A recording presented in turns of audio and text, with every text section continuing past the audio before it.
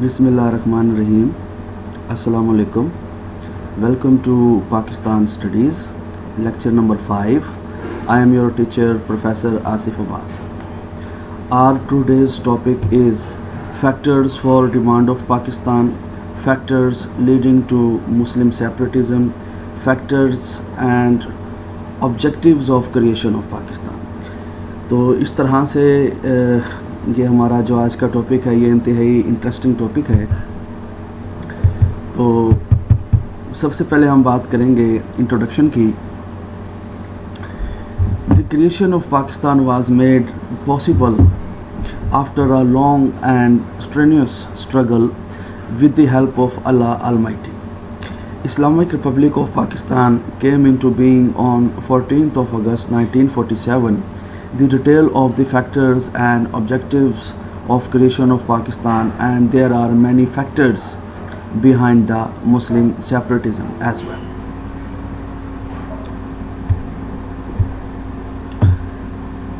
Communal rights. The first factor of Muslim separatism.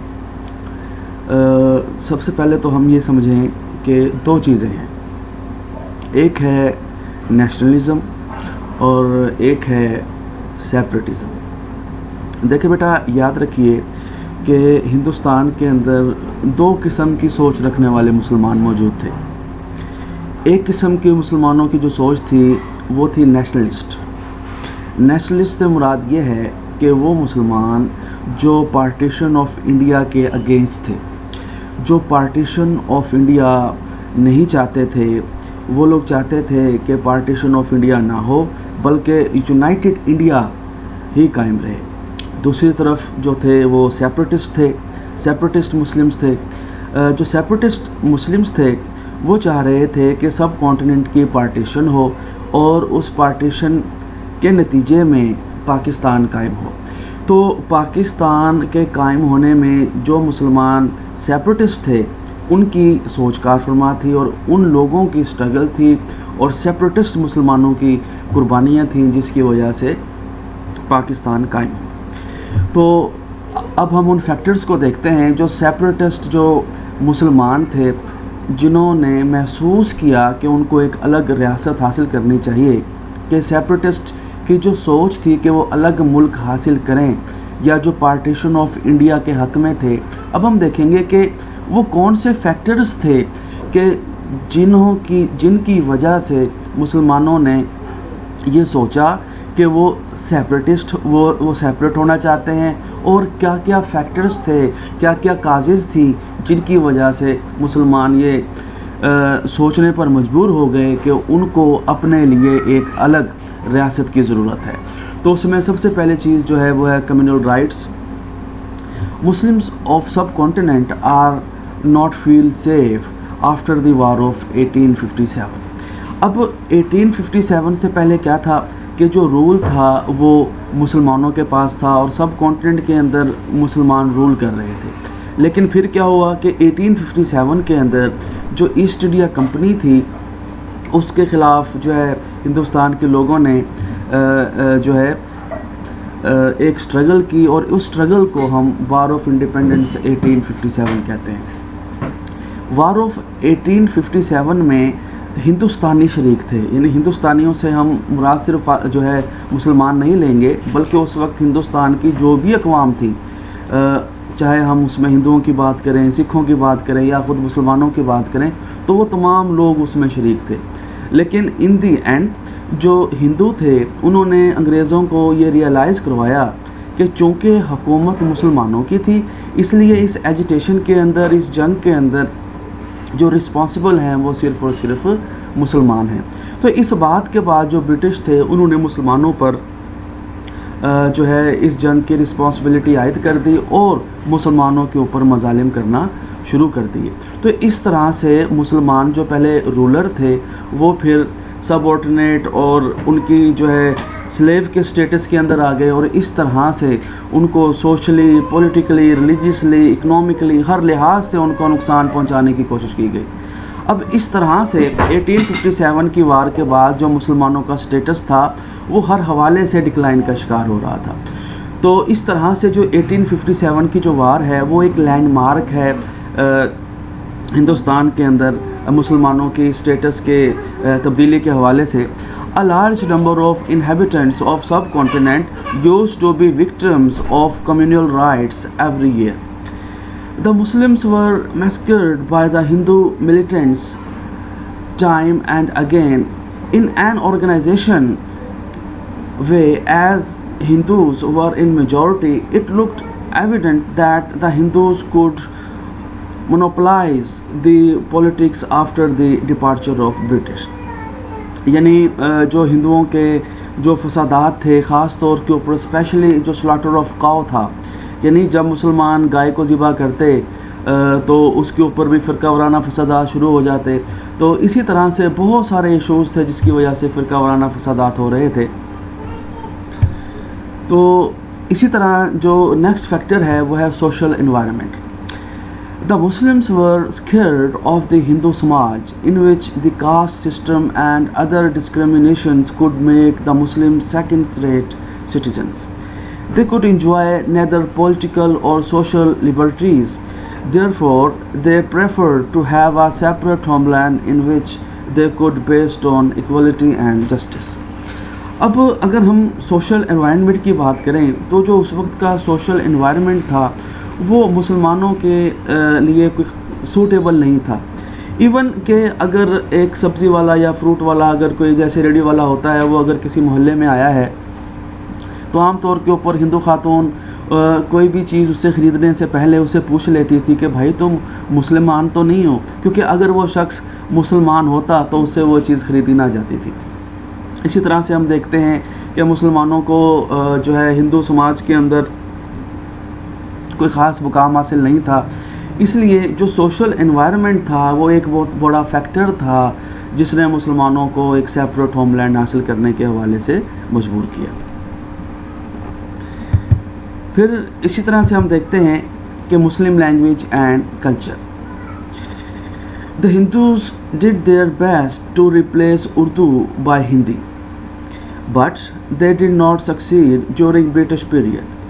If South Asia had got freedom without partition, the Hindu majority could very easily declare Hindi the official and national language.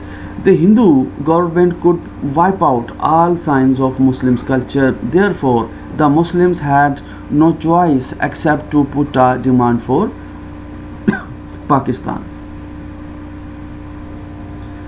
तो जो मुस्लिम language and culture है इसको ख़त्म करने की कोशिश की गई। इस हवाले से जो सबसे अहम जो इसमें इंसिडेंट था वो उर्दू हिंदी कंट्रोवर्सी है, जो कि 1867 में जो बनारस के हिंदू थे उन्होंने उर्दू के ख़िलाफ़ एक मूवमेंट चलाई, यानी उर्दू को ख़त्म करके वहाँ पर हिंदी को राइज किया जाए।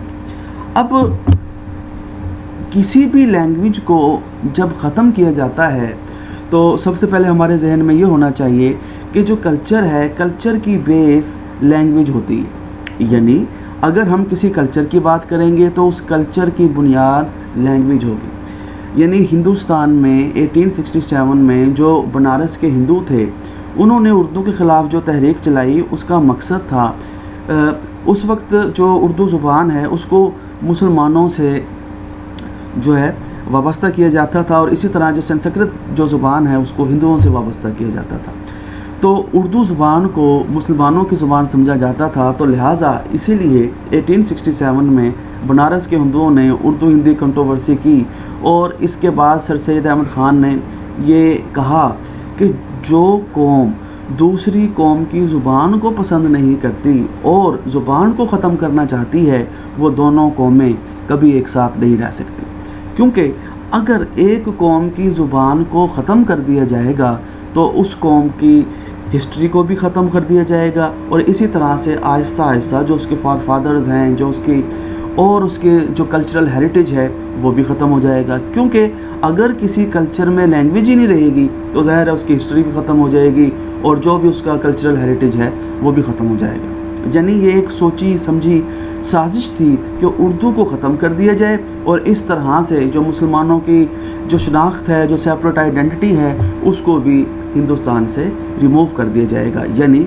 ये हम कह सकते हैं कि ये टू नेशन थ्योरी को ख़त्म करने की एक बहुत बड़ी साजिश थी, जो कि सबसे पहले उन्होंने ज़ुबान से शुरू की। यानी अगर मुसलमानों की ज़ुबान ख़त्म हो जाती तो मुसलमानों की आइडेंटिटी भी ख़त्म हो जाती। तो लिहाजा इसलिए सर सैयद अहमद ख़ान ने उसके बाद ये रियलाइज़ कर लिया कि जो हिंदू हैं वो कभी भी मुसलमानों के साथ जो है सिंसियर नहीं हो सकते। तो लिहाजा मुसलमानों को अपनी लैंग्वेज, अपनी कल्चर के तहफ़्फ़ुज़ के लिए ख़ुद ही एफर्ट करनी पड़ेगी। अगर मुसलमानों को अपने कल्चर, अपने लैंग्वेज को सेव करना है तो उसके लिए टू नेशन थ्योरी को ही हमने थामे रखना है।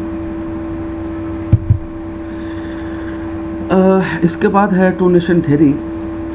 The Muslims claimed separate nationhood for themselves and they were determined to maintain a separate entity for all times to come.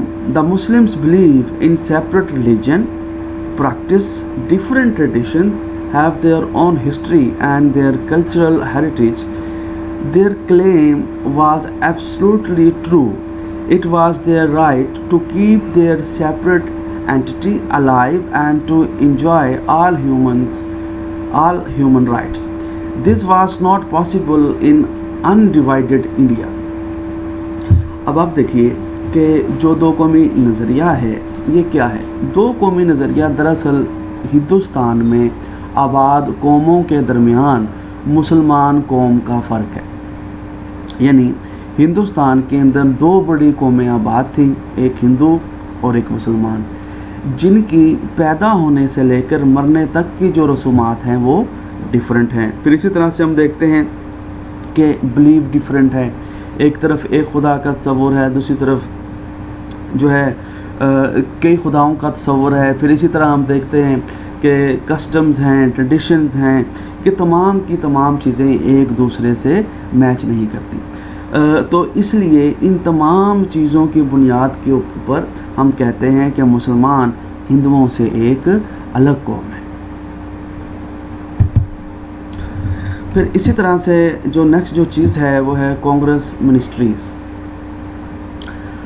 The Congress ran the government in a number of provinces from 1937 to 1939. During Congress ministries, the Muslims were maltreated and deprived of their rights. Hindu did everything to crush the Muslims in all spheres. The humiliating attitude of Hindus forced the Muslims to strive for a separate homeland for themselves. They had experienced the rule of majority government of Hindus who were in majority, and in this way the Muslims become the permanent slaves of Hindus. जो Congress ministries थी ये एक ऐसा experience था जिसने मुसलमानों को ये रियलाइज़ करवा दिया था कि जो ब्रिटिश स्टाइल ऑफ डेमोक्रेसी है, जो British style of political system है, अगर वो अंग्रेज़ों के जाने के बाद कायम रहता है तो मुसलमान कभी भी अपने राइट्स को प्रोटेक्ट नहीं कर पाएंगे, क्योंकि जो ब्रिटिश स्टाइल ऑफ डेमोक्रेसी है उसके अंदर जो मेजॉरिटी है वही अथॉरिटी है।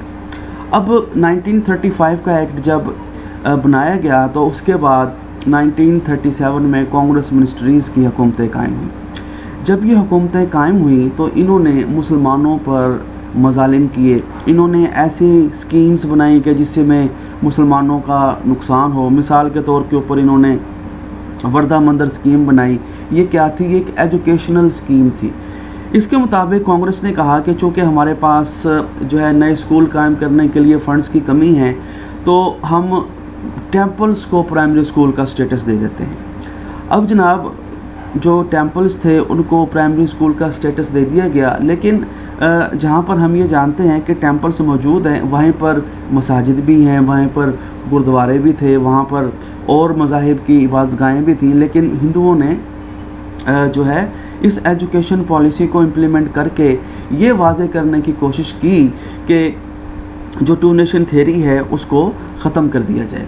अब आप देखिए जो ये वारदा मंदिर स्कीम और वदिया मंदिर स्कीम जो थी, इसमें क्या होता था कि जब मंदिर को प्राइमरी स्कूल का स्टेटस दिया गया, अब वहाँ पर तमाम मज़ाहिब से ताल्लुक़ रखने वाले बच्चे जो थे वहाँ पर तालीम हासिल करने जाते थे। मिसाल के तौर के ऊपर वहीं पर मुसलमान के जो है बच्चे भी वहाँ पर जा रहे हैं, वहाँ पर सिखों के बच्चे भी जा रहे हैं। अब आपको पता है जब स्कूल की असम्बली होती है तो उसमें जो है तमाम बच्चे मूर्ति के आगे हाथ जोड़ते थे। फिर इसी तरह से एक नावल लिखा गया अंतमत, जो कि एक बंगाली ने लिखा। उसमें उन्होंने एक नज़्म लिखी जिसमें मुसलमानों को चोर, डाकू और लुटेरा कहा गया, और फिर उसी नज़्म को वंदे मातरम के तौर के ऊपर उन्होंने स्कूल में उसको एंथम का दर्जा दिया। अब आप देखिए कि एक मुसलमान का बच्चा पहले मूर्ति के आगे हाथ जोड़ता है, फिर इसी तरह से वो वंदे मातरम गाता है, यानी वो मुसलमान अपने ही मुसलमानों को चोर, डाकू और लुटेरा कह रहा है। तो ये क्या है? ये दरअसल टू नेशन थ्योरी को जो है हिंदुस्तान के मुसलमानों में से रिमूव करने की कोशिश थी। यानी ये कोशिश थी कि मुसलमानों में जो टू नेशन थ्योरी कॉन्सेप्ट है वो आने वाली नस्ल में ख़त्म कर दिया जाए। यानी जब बच्चा, एक मुसलमान का बच्चा मूर्ति के आगे हाथ जोड़ेगा तो उसके जहन के अंदर जो मूर्ति है उसके बारे में खुदा का तस्वुर आएगा, और ख़ुद मुसलमान कौम के बारे में उसके जहन में एक चोर, डाकू और लुटेरे का कॉन्सेप्ट आएगा।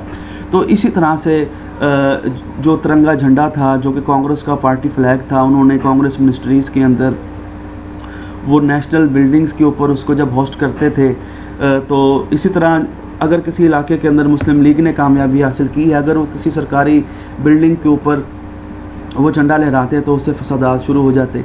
फिर इसी तरह से हम देखते हैं कि जब गाय ज़िबा होती तो उसके ऊपर जो हिंदू थे वो मुसलमानों के ऊपर हमले शुरू कर देते। फिर इसी तरह रबीउल अव्वल के जुलूस के ऊपर हमला किया जाता, मुहर्रम के जुलूस के ऊपर हमला किया जाता, यानी मुसलमानों को मुख्तलिफ़ हीले हवालों से तंग किया जाता। और पहली बात तो ये है कि जो कांग्रेसी गुंडे थे उनके ऊपर पहले जो है कोई गवर्नमेंट की रिट थी नहीं। सपोज़ अगर कोई गिरफ़्तार हो भी जाता तो जो कांग्रेस जो MLAs थे वो जुडिशरी में जजों को प्रेशराइज़ करते कि वो कांग्रेस के जो रिप्रेजेंटेटिव्स हैं उनको बाइज़्ज़त रहा करें।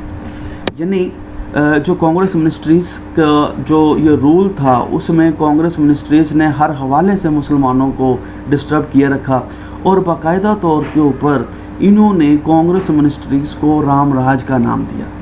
क्योंकि हम देखते हैं कि 1857 तक जो हुकूमत थी वो मुसलमानों की थी। 712 से इसका आगाज़ होता है मोहम्मद बिन कासिम से, और फिर बहादुर शाह ज़फ़र की हुकूमत के ख़ात्मे तक मुसलमानों की हुकूमत है। फिर 1857 से 1937 तक जो है अंग्रेज़ों की जो है कंट्रोल है। फिर उसके बाद ये 2 साल आए कि जिसके अंदर हिंदुओं की दोबारा से हुकूमत कायम हुई, तो हिंदुओं ने इस हुकूमत को राम राज का नाम दिया, यानी हिंदुस्तान में राम की हुकूमत आ गई। फिर इसी दौरान में सेकेंड वर्ल्ड वार स्टार्ट हुई, तो कांग्रेस ने अंग्रेज़ों पर प्रेशर डालने के लिए कि अंग्रेज़ हुकूमत मुसलमानों को हवाले करके हिंदुस्तान से अंग्रेज़ हुकूमत हिंदुओं के हवाले करके हिंदुस्तान से चले जाएं, और इस बात के लिए हिंदुओं ने अंग्रेज़ों पर प्रेशर डालने के लिए कांग्रेस मिनिस्ट्री से रिज़ाइन कर दिया, ताकि जो है मामलात रियासत और जो मैटर ऑफ जो स्टेट हैं वो प्रॉपरली फंक्शन ना हो सकें। तो इस तरह से जब उन्होंने 1939 में रिज़ाइन किया तो मुसलमानों ने खुदा का शुक्र अदा किया और फिर यौम निजात मनाया गया। फिर बाकायदा तौर के ऊपर इन 2 ईयर्स के अंदर कांग्रेस मिनिस्ट्रीज़ ने मुसलमानों पर जो मज़ालिम किए इसके बारे में बाकायदा तौर के ऊपर एक तहकीकाती कमीशन बनाया गया। जो ये तहकीकाती कमीशन बनाया गया था ये राजा ऑफ महमूदाबाद की सरबराही में बनाया गया। फिर इन्होंने बाकायदा जाकर उन इलाकों का पर्सनली जो है विज़िट किया जहाँ पर हिंदुओं ने मज़ालिम किए थे। फिर इस कमीशन की 2 रिपोर्ट सामने आई, एक को हम पीरपुर रिपोर्ट कहते हैं और दूसरा शरीफपुर रिपोर्ट कहते हैं।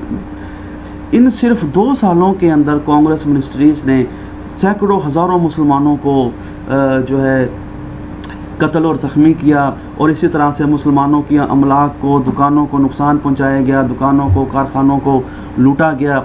और इस तरह से ये मुसलमानों पे रियलाइज़ हो गया, क्योंकि अगर अंग्रेज़ चले गए फिर कांग्रेस मिनिस्ट्रीज़ की तरह की हुकूमत आएगी कि जिसके अंदर जो मेजॉरिटी है उन्हीं की हुकूमत होगी, और चूँकि मुसलमान माइनॉरिटी में हैं तो वो कभी भी पावर में नहीं आ सकेंगे। तो इसलिए जो कांग्रेस मिनिस्ट्रीज़ का जो फैक्टर था वो इसमें इंतहाई अहम था। Establishment of Islamic system. Islam is a complete code of life. The Muslims wanted to implement the system practically. This could not be attained in United India. Therefore, they passed a resolution and demanded an Islamic state in the northeast and northwest of South Asia. They wanted to establish an Islamic state, Pakistan, a model for the entire Muslim world. एक जो सबसे अहम जो एक और factor था मुस्लिम सेपरेटिज़म का, वो ये था कि हिंदुस्तान के अंदर मुसलमान अपनी ज़िंदगियों को इस्लाम के मुताबिक गुजार नहीं पा रहे थे। तो लिहाजा वो एक ऐसा इलाका, ऐसा ज़मीन का टुकड़ा चाह रहे थे जहाँ मुसलमान हिंदुओं की जो उनकी मज़ालिम हैं उससे बचते हुए अपनी ज़िंदगियां इस्लाम के असूलों के मुताबिक गुजार सकें। तो ये सिर्फ़ और सिर्फ उसी सूरत में मुमकिन था कि जिन इलाकों के अंदर मुसलमानों की अक्सरियत है उन इलाकों में मुसलमानों के लिए एक अलग रियासत कायम कर दी जाए, जहां पर मुसलमान अपनी ज़िंदगियां इस्लाम के बताए हुए असूलों के मुताबिक, जिस तरह से मदीने की रियासत थी उसके मुताबिक एक रियासत कायम कर सकें, और ये साबित कर सकें कि जो मदीने की रियासत 1400 साल पहले इस्लाम को अपनाए हुए थी, आज भी इस्लाम उसी तरह से इम्प्लीमेंट किया जा सकता है। तो इस तरह से ये एक सबसे अहम फैक्टर था। तो जो आज का हमारा लेक्चर था उसके अंदर आज हमने factors for demand of Pakistan, factor leading to Muslim separatism and factors, objectives and creation of Pakistan के बारे में आज हमने डिस्कस किया। इसके बारे में हमने जानने की कोशिश की कि जो सेपरेटिस्ट जो मुस्लिम थे उनको कौन कौन से फैक्टर्स थे जिन्होंने उनके मिजाज को हिंदुओं से अलग होने पर मजबूर किया। तो उम्मीद है कि आज का लेक्चर आपने तवज्जो से सुना होगा। तो इंशाअल्लाह ताला नेक्स्ट लेक्चर के साथ हाज़िर होंगे। तब तक के लिए इजाज़त दीजिए। अल्लाह हाफ़िज़।